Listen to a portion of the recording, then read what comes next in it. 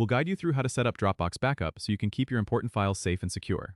If you find this helpful, consider subscribing and liking the video.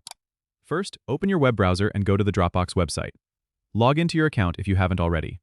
Once you're in, click on your profile picture or initials in the top right corner and select Settings from the drop-down menu. In the Settings menu, you'll see a tab labeled Backups. Click on that. Here, Dropbox will give you the option to set up a backup for your computer or an external drive. Click Setup next to the option that suits your needs. If you're backing up your computer, Dropbox will guide you through a simple setup process. You'll need to select which folders you want to back up.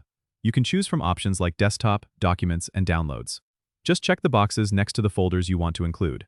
If you decide to back up an external drive, make sure it's connected to your computer. Dropbox will automatically detect it and give you the option to back it up. After you've made your selections, click Next and Dropbox will begin the backup process. Depending on the size of your files and your internet connection, this could take a bit of time, so be patient. Once the backup is complete, Dropbox will show a confirmation message, and you'll be able to access your files from any device where you're logged in. It's a great way to ensure your important data is always safe and accessible. Don't forget to subscribe and comment if this helped you out.